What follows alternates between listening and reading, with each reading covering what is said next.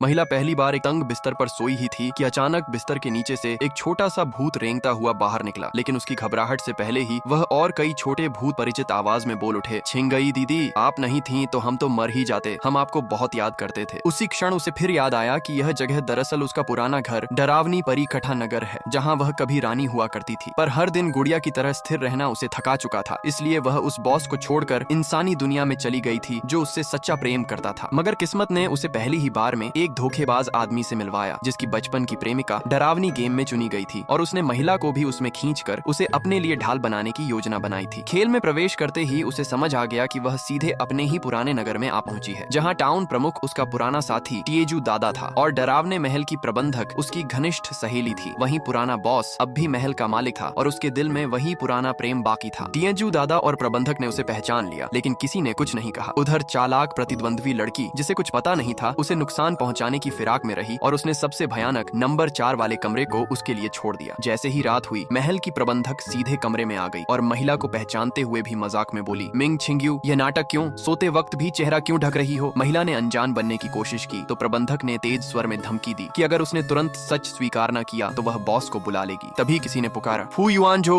लिन छिंग्यू यहाँ है। और अगले ही क्षण कई आवाजें गूंजने लगी। छिंगी दीदी, आप नहीं थी तो हम आपको बहुत याद करते थे। महल के सब आत्माएं खिलखिला उठी। कोई बोला, बॉस लोग अभी व्यस्त हैं, समय नहीं। और कोई बोला, इंसान दुनिया कैसी लगी, जल्दी बताओ, जल्दी बताओ। महिला थकी हुई थी पर सब उसे घेर कर सवाल पूछते रहे। मैं मर गई क्या? किसी ने सांत्वना दी। रो मत, तुम रोती हो तो हमें तकलीफ होती है। तभी बाहर से कोई झल्लाया, दरवाजा क्यों जाम किया हुआ है? और एक लड़की बोली, देखा, मैंने कहा था ना, इस कमरे में कुछ नहीं होगा। फिर सब सूचना बांटने लगे, जो हम जानेंगे वही हमें बचाएगा, छुपाना मत। किसी ने चिढ़कर कहा, अगर इतनी इच्छा है तो खुद जाकर प्लास्टिक वाले कमरे में देखो। छियान वेई को सबने कंजूस कहा कि वह पूरी जानकारी नहीं दे रही, पर उसने भी ताना मारा कि तुम सब भूत देखकर भी बच गईं, तो अब इतना शोर क्यों? सबकी नजरें तब महिला पर गईं जब किसी ने व्यंग्य किया, तुम अभी तक जिंदा हो? ये आंखों के नीचे काले घेरे देखो, पूरी रात भूतों संग रही होगी। वह बेहद थक चुकी थी, लेकिन सब जिद करने लगे, सोना मना है, बोलो आगे क्या हुआ? अंत में उसने बताया, हाँ, सब भूत ही हैं और यह महल उन साहसी खिलाड़ियों को बेहद पसंद करता है जो डर के आगे नहीं झुकते। इसलिए चौथे कमरे से जिंदा बाहर आने वालों को महल के मालिक की ओर से इनाम मिलता है। ये छोटा क्याओ का खास औषधि जो गेम में मिली किसी भी चोट को पूरी तरह ठीक कर सकती है।